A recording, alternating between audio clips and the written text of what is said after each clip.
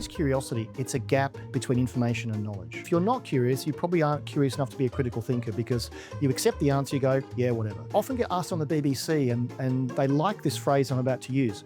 Next time you do a prompt, add to that prompt and justify your answer. Now, what will that do? Two things. First of all, it'll make AI work a bit harder.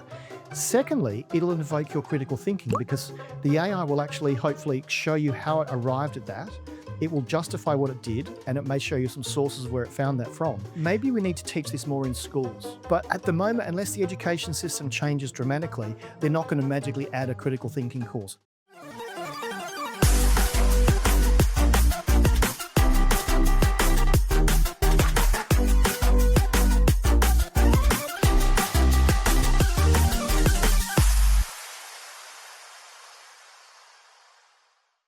I'm excited because we have got Andrew Grill, author of this lovely book here that Andrew gave me a few weeks ago. And the thing is that Andrew and I have known about each other for years. We speak at the same kinds of events. We know a lot of the same people. We mix in the same groups, but we only met for the first time a few weeks ago when we were speaking at an event in London at Elite Business Live in London.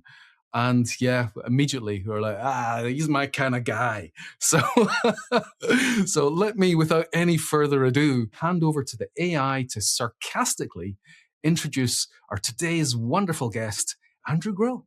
Ladies and gentlemen, please welcome a man who has spent 30 years telling people to get digital, which I should clarify is not a rash. Andrew Grill is a practical futurist, not a theoretical futurist. Those ones are completely useless. Andrew is actionable.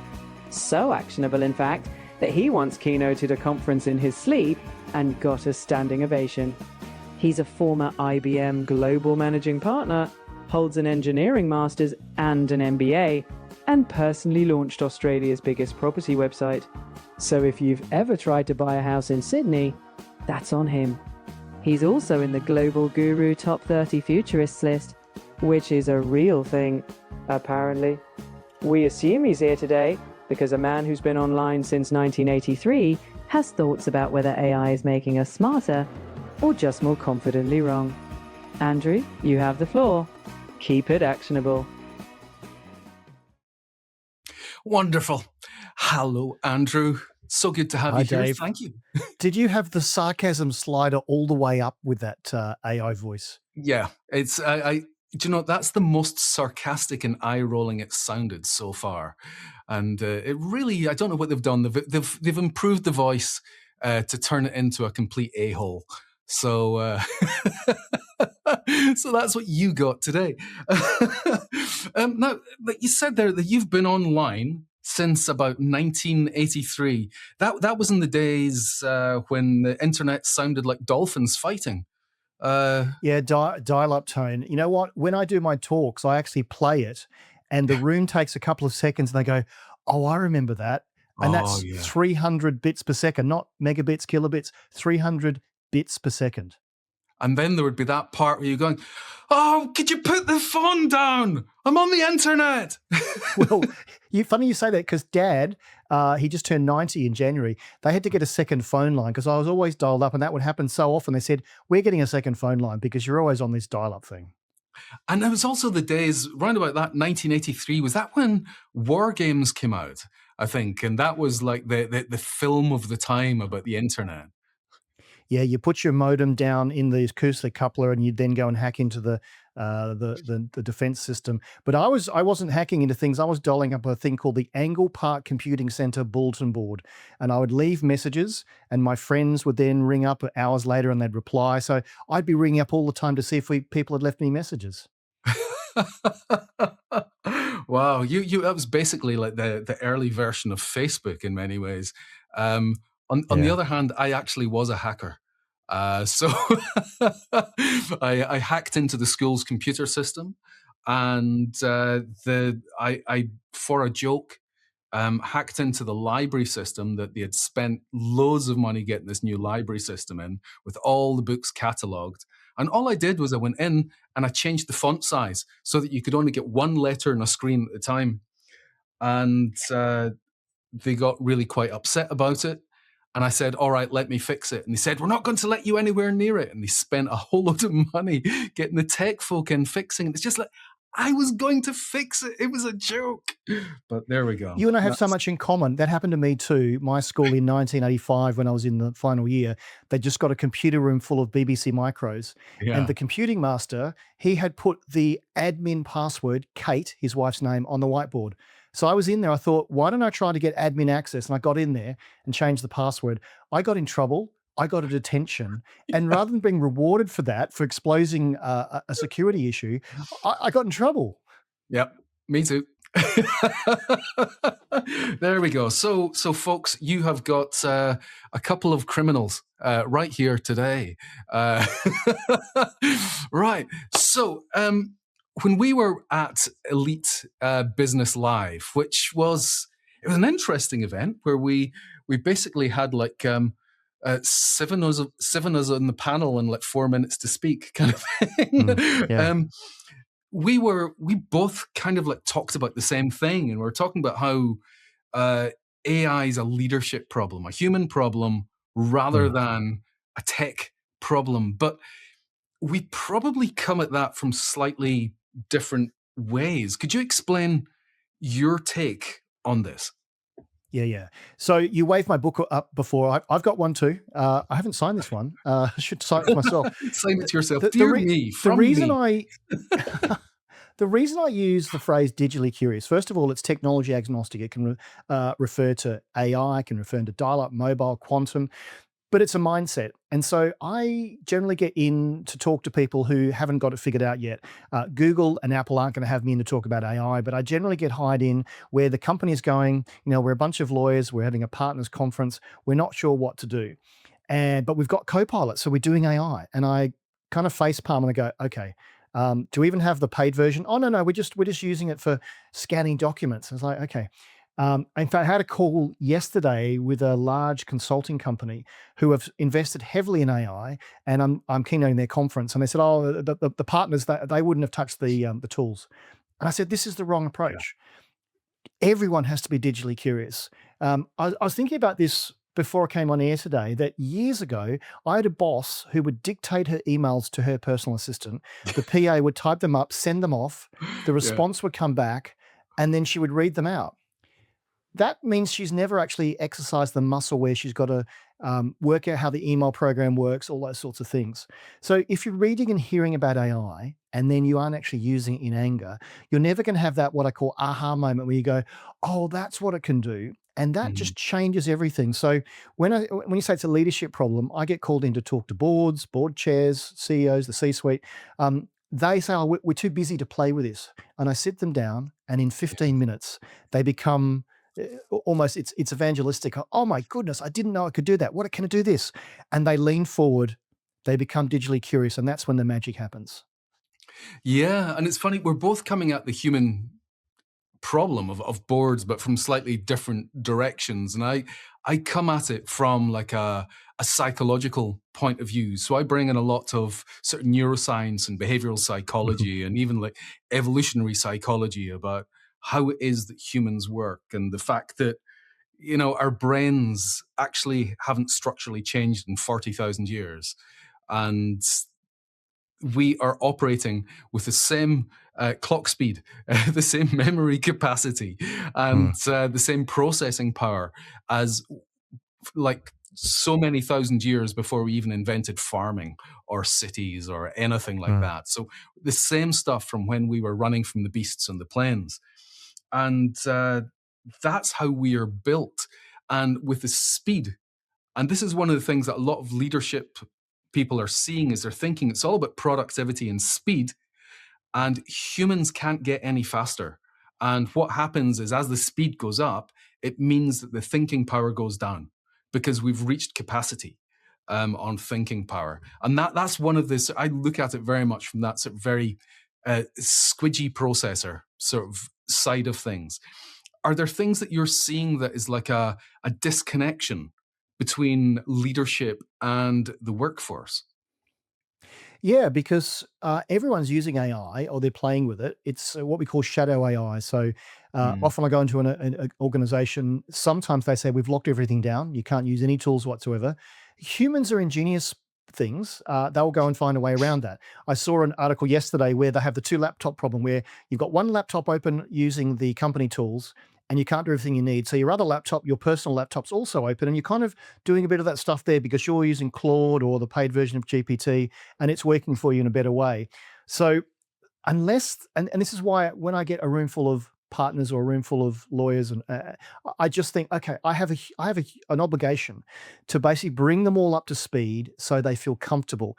Part of it is there is so much hype and noise about AI. I've never seen a technology hyped up as much as it is. I Yeah. can't keep up with what's out there on LinkedIn, and you're probably the same. So if Yeah. I can't keep up, I'm putting myself in the shoes of someone who is already frazzled, already a leader, already doing all these things in their business. And now, on top of that, you've got to learn a new language, this language of prompting and what AI means. So that's why I try and make it accessible. And the book certainly helps with that to get them into the room, get them onto the keyboard, try something different. I often get asked on the BBC, and they like this phrase I'm about to use. Next time you do a prompt, add to that prompt and justify your answer. Now, what will that do? Two Mm. things. First of all, it'll make the AI work a bit harder. Secondly, it'll invoke your critical thinking because the AI will actually hopefully show you how it arrived at that. It will justify what it did, and it may show you some sources of where it found that from. Then back to your leadership worker human problem. Are you going to deploy your critical thinking to challenge what you've been told from the AI?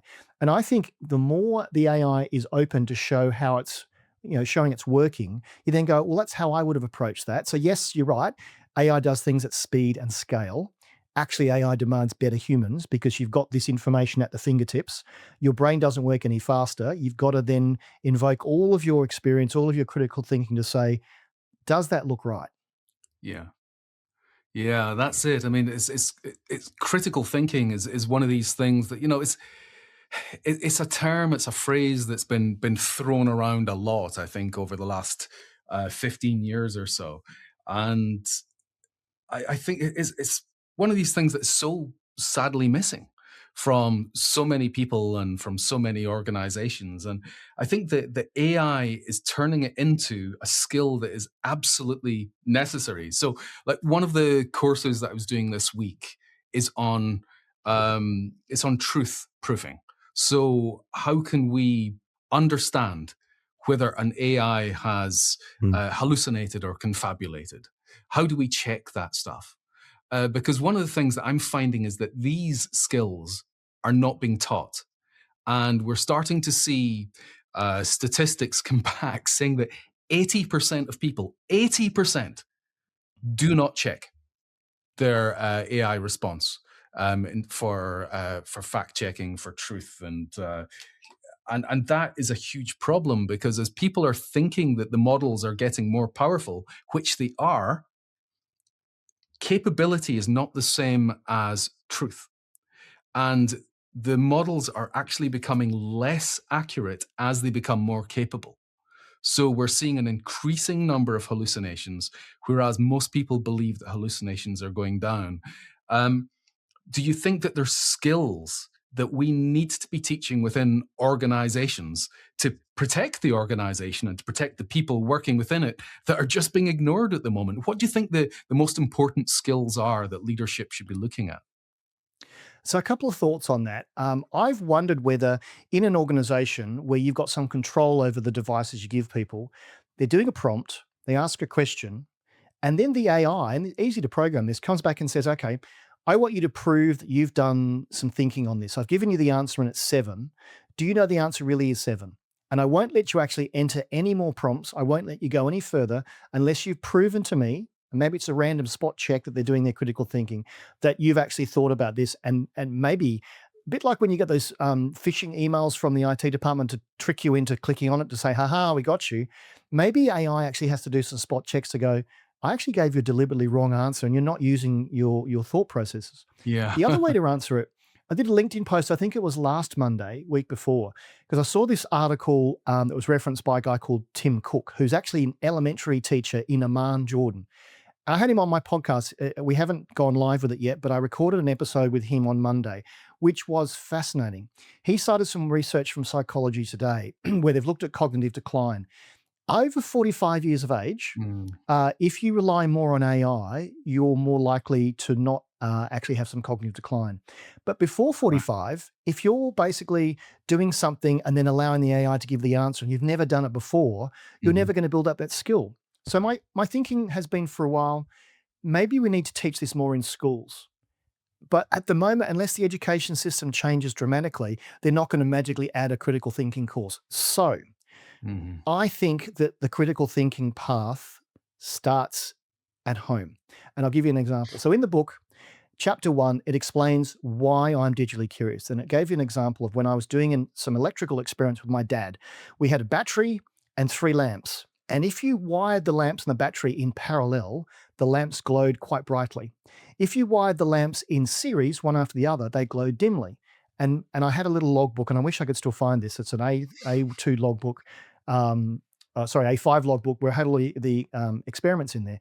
And I go to my father, why is that? He went, no, Andrew, why do you think that is? And we worked it out that if you have it in series, the current has to go through each lamp. And so it actually, there's a resistive current, it resists the current, so it glows dimly. So I had to think about it. So at age 6, I was using critical thinking because my father had forced me to be a critical thinker. So I think actually, and my discussion with Tim backed this up, that it actually starts at home where parents should be saying, can you think about that? Because we can't rely on the fact that the school or the university system will teach critical thinking. So when we get these new graduates out and there aren't all these AI tools, they're just going to blindly believe it. So two layers there. One is start critical thinking early at home. And if anyone listening and watching is a parent, are you being critical thinkers for your kids? And secondly, do we need to build in some random spot checks into AI to say, are you really thinking about this problem? Because I've just given you the wrong answer. Yeah, absolutely. And do you know that article that Tim, who he keeps getting muddled up as the leader of Apple as a teacher. He does, yeah. That article is actually I had today in my newsletter that went out. In fact, there we go in the comments. I'm putting my newsletter link there for anyone that's not subscribing to my newsletter. I wonder if that'll actually work. There we go. It's gone on YouTube. It's not gone on LinkedIn. That's a bit of a pain. But that it's a really interesting study. The fact that older people, and part of one of the things that comes into this is what we call the curse of knowledge. Yeah. And the curse of knowledge looks at how people who have got experience that they have earned over time, they can't imagine what it's like not to know that. So they assume that everyone else knows that when they don't. It's stuff that they've learned over time. So the curse of knowledge means that it creates a separation of understanding between leaders and those who are below them. And one of the things is that we when we've built the knowledge and we've built the skills, then for people in leadership, they think, well, AI just helps me do that a little bit faster. I still have the skills if I need to, but it'll help me do that a little bit faster. Not understanding that for people who are lower down in the organization, they haven't built those skills yet. And what AI does is prevents them from learning those skills and becomes a crutch that cripples them and makes it harder for them to learn things as they progress. And one of the things that I've talked about a lot to my clients is that our role for people who are junior in our organization is to build the neural material in their heads. It's not just to show them how to use an AI tool, because if we kick away that AI crutch and people can't do it, you have failed in an organization. And are you seeing that? But not enough people are talking about this. That the fact that you and I are talking about it, we've seen the same article. This is important. Forget the technology. AI is here. It's going to fundamentally change the way work gets done. But as you and I'm going back to first principles. What is it about the human that changes? And when I read this article and it was that 45 number, it made sense because you and I have done this stuff before. If you took AI away, we'd still be able to do it. We'd now do it more slowly. If you've never done it before, how can you possibly learn if you're relying on AI to tell you the answer? Yeah, I mean, it's one of the things that really worries me. Me too. And it worries me about school kids. It worries me about teenagers, particularly in teenage years is when we have the major neural pruning event, which means that all the stuff that's in your brain that hasn't been used, it Mm. basically dissolves because your Yeah. brain is trying to become more efficient. And when it does that, if you've not exercised, if you've not built the circuits, if you've not Mm. exercised your brain and built up those mental muscles, it dissolves. And it makes it Yeah. harder for you to learn that in the future because you no longer have the mental equipment for the wiring to happen. So from a neurological point of view, there are some significant risks for school children using AI tools. And it's why I'm not seeing schools and education institutions looking at this properly. And last year, I put forward a proposal for educational institutions. I got a flood of brilliant responses from professors and lecturers because I put forward this proposal, which is that the job of educators is to build this neural wiring. And I talked about the brains on approach and how actually for decades we've been moving towards a brains off approach of Yeah. the way that we assess skills within within educational institutions. And one of the things that we're about to release at the Academy is something that's called AssessWise. And it's a tool of 40 different um, 40 different forms of assessment that are resistant to AI. So you can't use Mm. AI to Yeah. cheat. Yep. And it's something that, because I'm so passionate about this, it's something that we're trying to give back to educators to get them to understand that they need to change the way they're teaching, they need to change the way they're assessing, or they're really doing a disservice. I mean, we've gone on off on a tangent here, but I think this is Well, I important agree stuff. with you, and the more we bang on about it, I'll give you another example. So I help a charity called Speakers for Schools. It was set up in the UK by Richard Peston, who's the ITV journalist, about 10 years ago. And I go into schools that wouldn't normally get to have a keynote speaker like you and I give them some of my wisdom.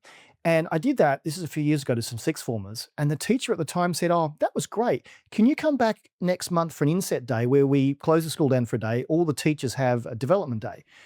I was really tough on them. Exactly what you said Mm. almost. I said, you need to invest in the critical thinking. You need some on-the-job life skills. So, for example, have a mock meeting where a student is told no. Have a mock meeting where they've got to think about it and explain their answers. I Mm. love doing keynotes. In fact, I did one last year to a bunch of journalists where there was no prepared keynote. It was just Q&A. So I stood there. There was nothing. I had no notes, no idea what people were going to ask me. I said, ask me anything. And it did a couple of things. It certainly made me work for my money, but it allowed me to go, do I know all the stuff? And what are the things that people want Yeah. to know? And can I address that? So that for me is really important. But I want to throw a question back to you. My Mm. view, yes, schools are important, but that's going to be procedural change and almost legislation. My idea of starting at the family unit, again, you can't Mm. legislate that. Is that a dumb idea or are we onto something here? No, yeah, it's definitely an important thing. It's definitely necessary. And when I wrote a book, have I got a copy of the book somewhere? I wrote a book last year for kids, which is about how to use AI in a way that enhances your education rather than as Mm. a cheat machine. But part of the thing about the book is it's aimed at parents. And Right. the idea is that parents go through this with their kids. And I think it's absolutely vital that, parents should be more involved, but just in general in their Mm. education. Yeah. The one concern that I have about it is a bit like what's happened with recycling, is that Yeah. by putting the problem in the hands of the end users, Mm. you've actually not addressed the real problem. So, the problem with recycling, it shouldn't be with the consumers.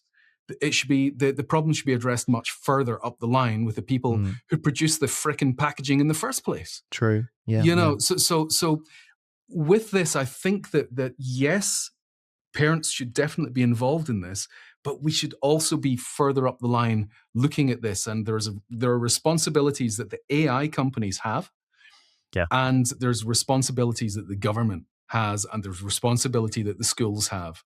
The more parents are involved, we end up with the much wider audience, much less control, and it's to me it feels as if it's too far down the line.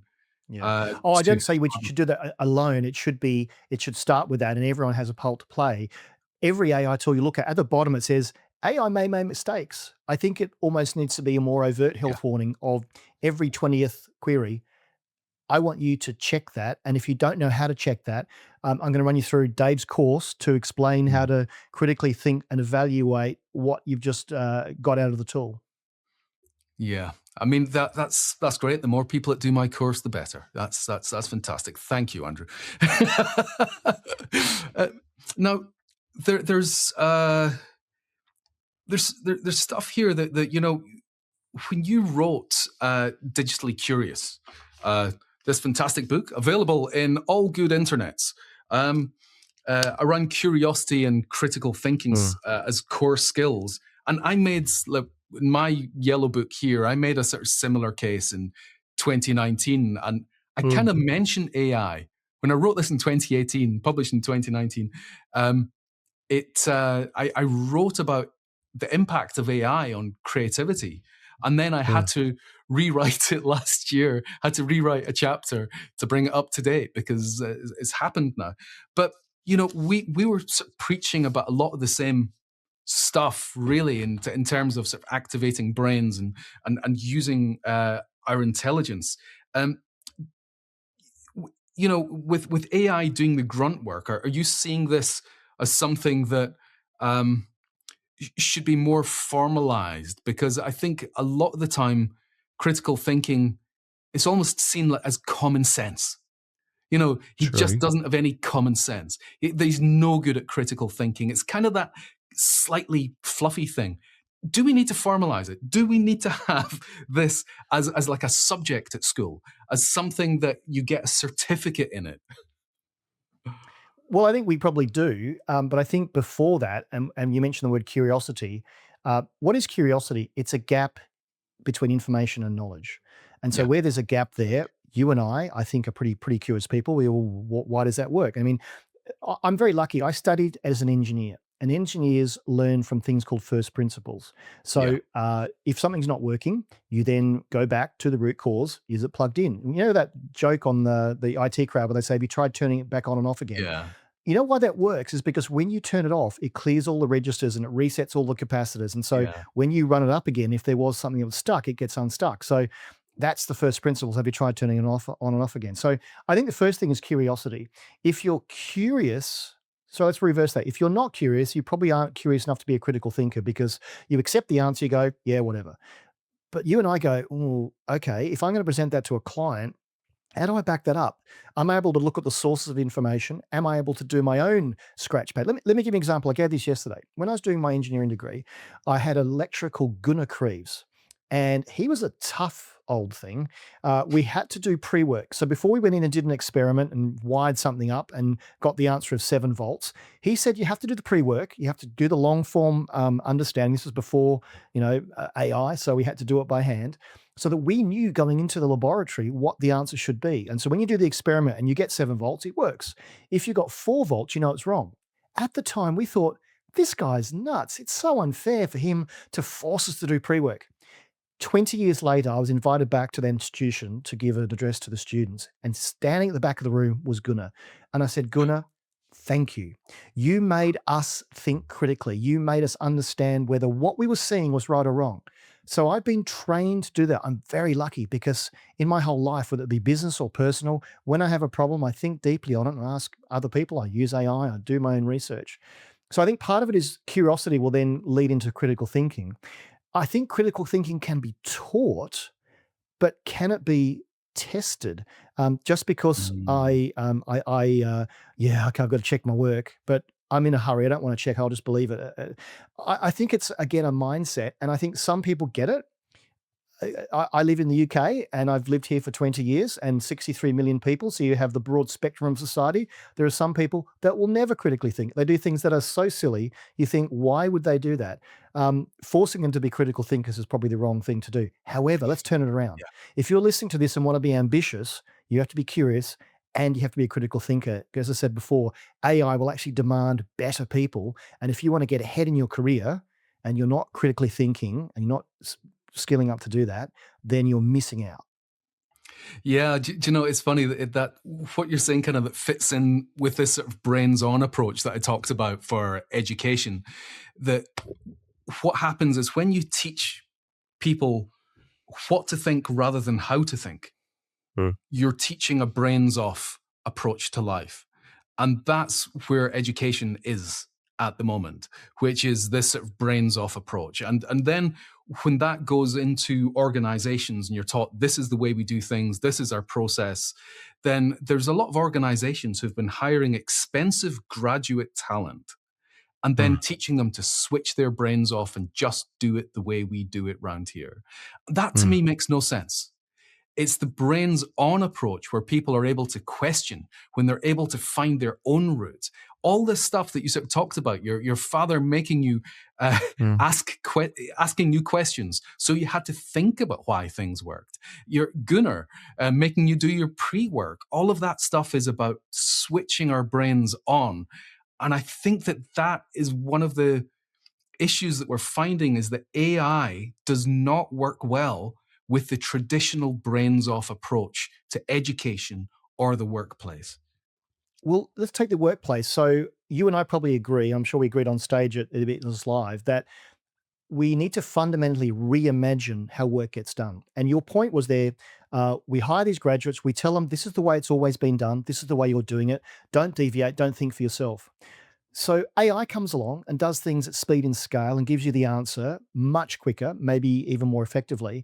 And we have to use the old processes. So what we're seeing is people are going, oh, we'll just AI the process.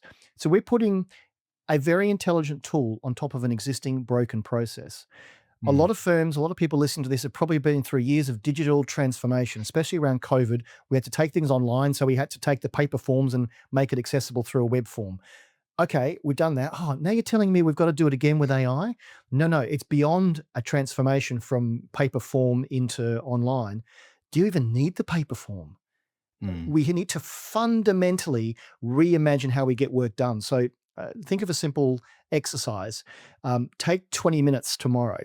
Sit down and evaluate your job. What are the tasks that you have to do? What are the tasks you like doing? What are the tasks you don't like doing but have to do? And what are the tasks you could automate? And think of your job as a stack of tasks, a whole lot of cards. Look at what you could actually automate and take that off the table. Look at the stuff that you really love doing and would like to keep doing and needs the human touch, and you keep that. So the phrase I coined was focus on what you love and automate the rest. But you really need to audit what you're doing. Now, that's okay for your own job, but then you hit the corporate entity and they go, no, Andrew, we've always done it this way. So when I go into the C-suite, I give them a bit of AI and I go, okay, here's the hard truth. You're going to have to fundamentally change how you get work done.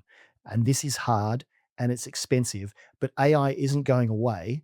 So what are you doing about it? And I get a lot of very panicked looks when I say that. Do you? Yes. And I think it's interesting what you're saying, that what you're doing now is you're looking kind of at processes. And I found that when I go into organizations, what I talk about has actually changed from what I was talking about even just over a year ago.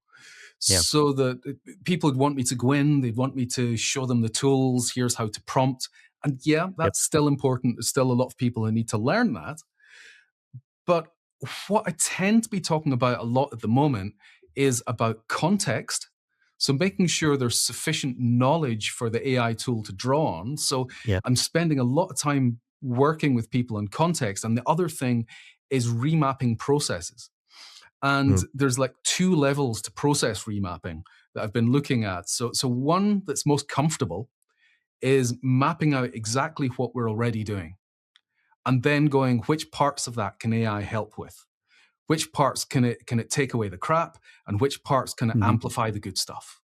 And that's good. That's one way of doing it. But there's a few organizations who are willing to go the step further, which is to go, all right, let's look at that process. Let's ignore everything from start to finish and to go, right, what's the input and what's the necessary output? And through the lens of AI, how can we reinvent that? Yeah. And that's when we start getting into an innovation mindset. And that's where the real opportunity is. And I'm finding I'm starting to have more of those conversations. And Yeah. that's where I think is the exciting stuff. That's when we start to truly unlock value. And I'm hoping to have more of that in the future. Are you finding that your conversations are changing in kind of like similar ways? They are with smart organizations. Others, I've got to lead them into that because they don't realize. I've worked out in the, I don't know, 200 engagements I've done in the last 3 years since ChatGPT blasted onto the stage. There are 4 blockers for AI adoption. First of all is training, not just how to do a prompt, but a level set. What can AI do and what can't it do? And also, do you have, an AI policy to explain how you use it? Okay, we need that. Second is budgets. People I've found are not putting the money required, not just for the tools, and Yeah. not for everyone to have the tools, but for the right people to have the tools and the process re-engineering and the time. They're not putting the money aside.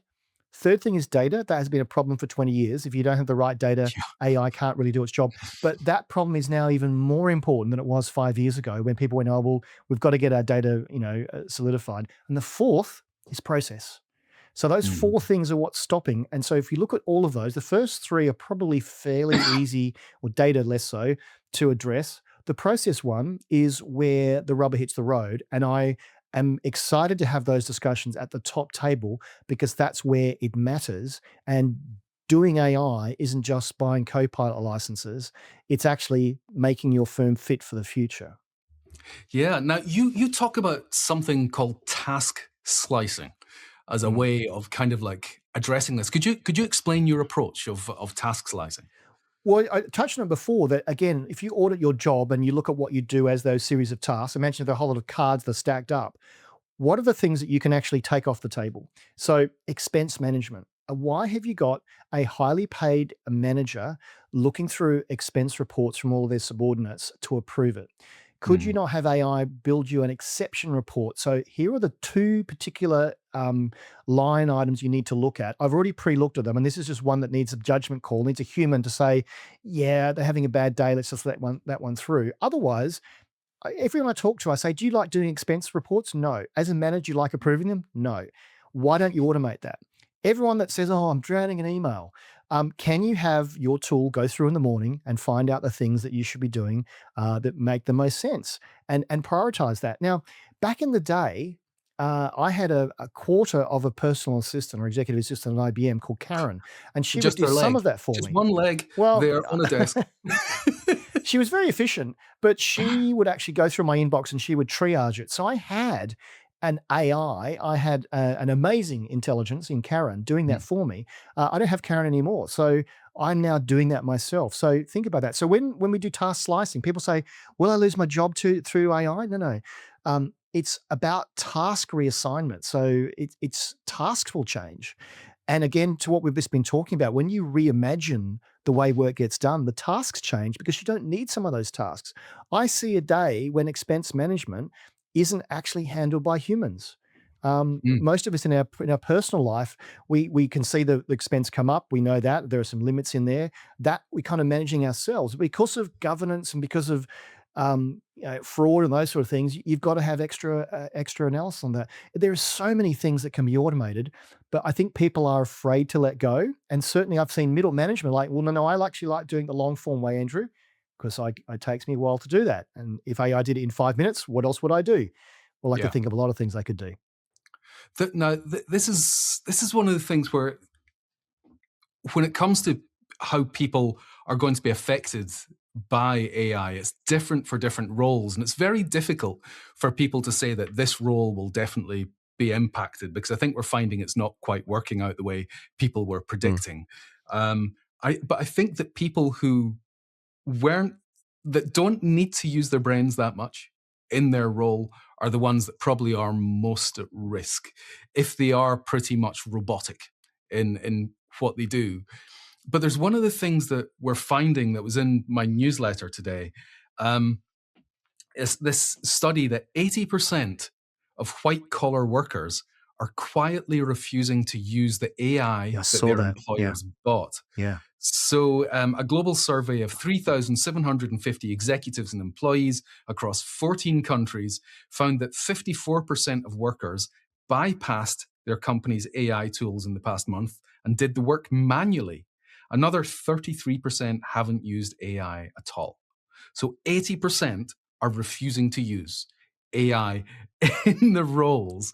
So we're finding that all of this thing about AI adoption, it is stalling. And it's funny that in the comments, we've got Carrie Sullivan, who's been putting lots of stuff in the comments. And this is something that Carrie was on the show a couple of months ago. And we talked about this fact that 80% of staff are not, this is where it stalls. Getting 20% of staff to use AI, that doesn't seem to be too difficult. But that last 80% is where it stalls. How do you think organizations and leadership need to be dealing with that? What do you think they should be doing? And should they be mandating that you have to use AI and measuring people on it? Or is that just like nanny state? So I read this report as well, and I had to smile. And we've seen this all before. Back in the Industrial Revolution, people would break into factories and they would actually sabotage the equipment so that they had to take longer. In fact, we did this at school. I'm not sure if I've told this story publicly. I went to school in Australia where we used overhead projectors. I'm showing my age now. You'd have a bright light reflected onto the screen. Now, we worked out as kids, it was an all-boys school, so you can imagine how innovatively naughty we were. If you, with the overhead projector turned off, if you opened the top and you put your fingers on the bulb, when the bulb got hot again, because of the greasy fingers, the bulb will explode. And there was never a spare bulb. So guess what? If the bulb exploded, the lesson was cancelled. And so for a series of months, there was basically sabotage where the teachers went to turn on the overhead projector and it exploded and they couldn't do the lesson because they couldn't show things on the screen. Very naughty, I know. Can't believe I've told that story, but that's actually sabotage. We were sabotaging the equipment so we could do it the old way and not have to do it with the overhead projector. So I think what we're seeing is a bit of sabotage. This is because people see AI as a threat. They're not curious enough to actually see how it can enhance their job. Now, you and I can imagine growing up, were probably pretty ambitious.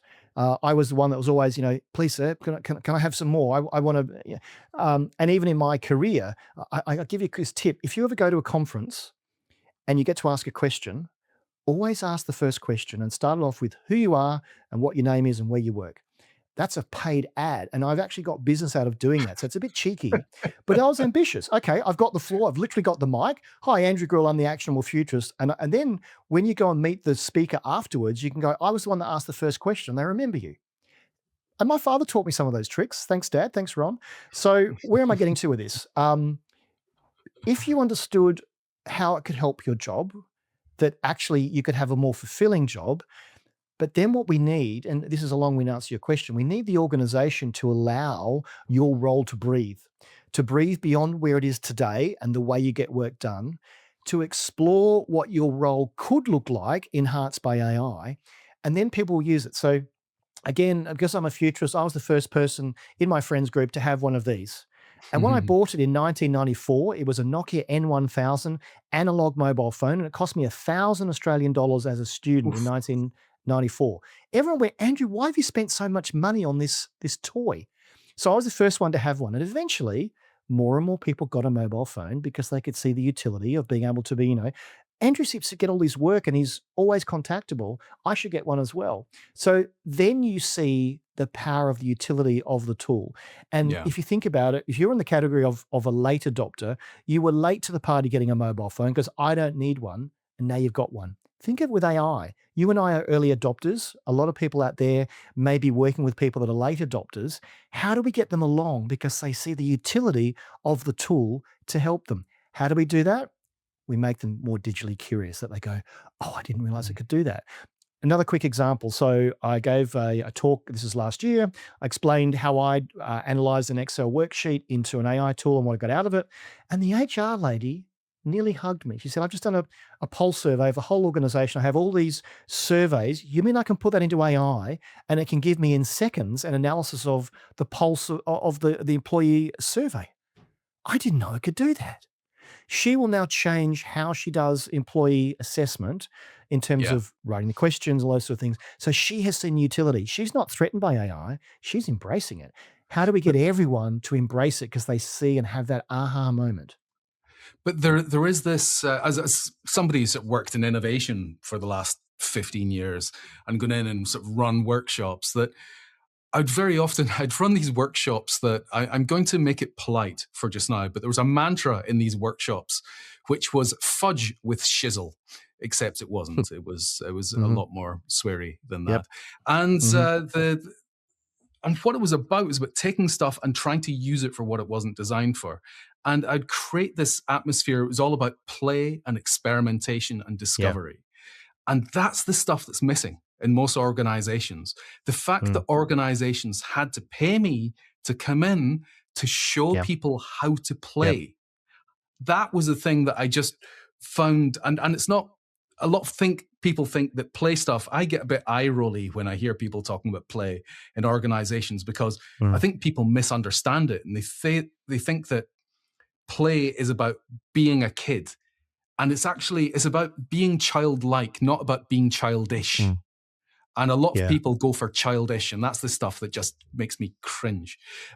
But I think that this is what a lot of people need in organizations, is the permission to play, to experiment, to try stuff out and to fail. Because when you're in a stage of play, there's no such thing as failure. It's all discovery.